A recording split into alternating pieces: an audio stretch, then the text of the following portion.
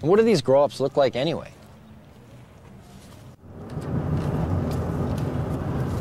We finally got a grower. Right now we're driving to meet them. It's around 8 lights. It's not a huge show. This is what they use for clippers and stuff like that. When they hire clippers to do a show, you put these on, and if people are looking from the outside, it just looks pretty much like you're wearing sunglasses.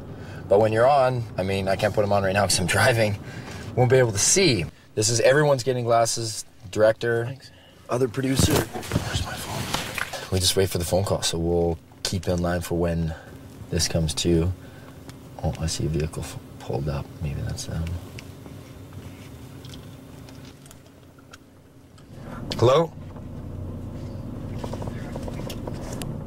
Okay, so put the glasses on. Okay. Now, can you tell them we're just gonna have the camera running, but we're gonna have the lens cap on? Is that cool? Okay. Yeah. No. Hey, Diggs, we're gonna have the camera running, but we're gonna have the cap on, so there's no video. Shit. Yeah, just do it. Just keep it on. Just put the cap on. How you guys feeling? Feel that heart rate increased? So you're coming in the back seat? Yeah. All right. Okay. Cool. You want the camera? Yeah. Cool. You're not feeling motion sickness? Oh yeah, now I'm feeling it. I'm feeling sick. You know, we're just gonna hold people's arms and kind of guide them inside. Yeah. That's what I was saying, so I don't fall on my face here.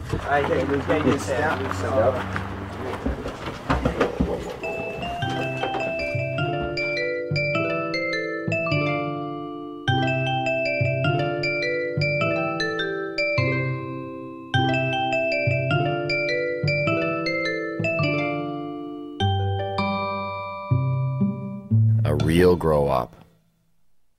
The grower admitted that this wasn't the biggest of grow-ops. In fact, it was probably on the small end of the scale in terms of size. But I really didn't care. There are just so many things to see.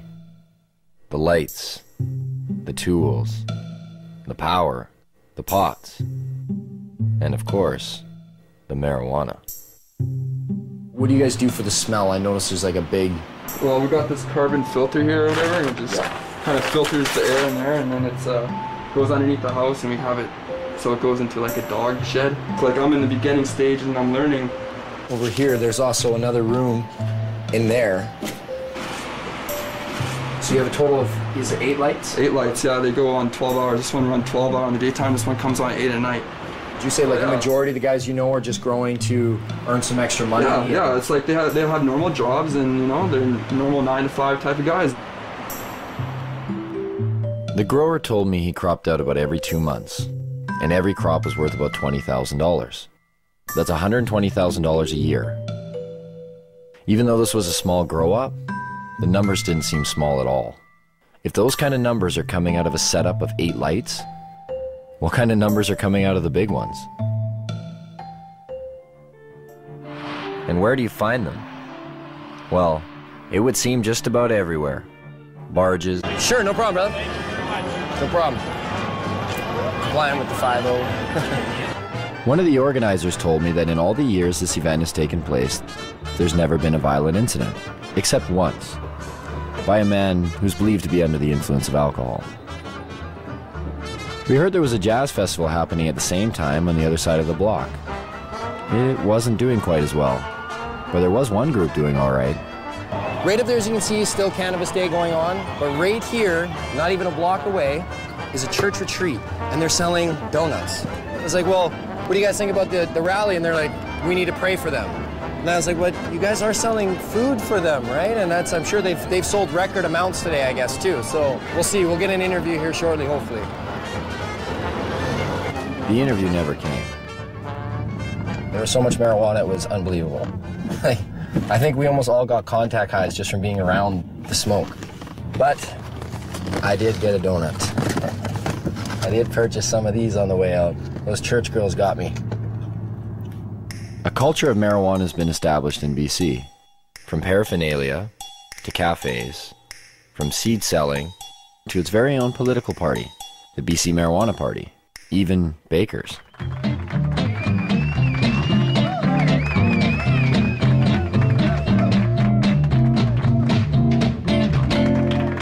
everybody, I'm Watermelon and welcome to my vaudeville cooking show, Baked and Baking, where we're gonna revolutionize the cooking show and we're gonna let you guys in on the action. Meet Watermelon Girl. She's made a name for herself as BC's only drug dealing, nudist, comic, pinup, baker. Did I get all that in? She was arrested for selling her cookies down on Wreck Beach. A nude beach. Is this for real?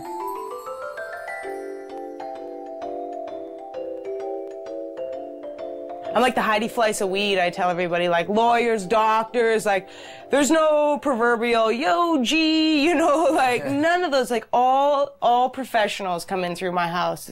You know, a lot of people with money, a lot of people in politics. You don't want to know who comes through here, you know. My mother was a baker and her mother was a baker, and we just bake. So I made these pot cookies and I started selling them. It's hard to ignore such a large demand. So if you got arrested one time on Wreck Beach, right? Yeah, I've been arrested more than once. Allegedly trafficking ginger snap cookies. Allegedly trafficking ginger snap cookies. So I'm assuming not regular ginger snap cookies, right? The one with acts right. Snap crackle pot. But even the judge is like, uh-huh. You know what I mean? Like he's seen violent crime after violent crime, and then along comes the cookie girl. Cops are supposed to come and remove undesirables from communities, and I clearly was not an undesirable person in my community. Like, somebody else needs cookies. Actually, I just got picked up by the National Speakers Bureau, so I actually go on speaking tour to universities and talk to kids about marijuana. Oh, really? Yeah, it's like the most genius. I'm like, you want me to talk about marijuana? We're like, okay. And they pay me to do it. Lock up your kids. This is a heinous crime. So at some point, one might ask oneself, how does an industry of this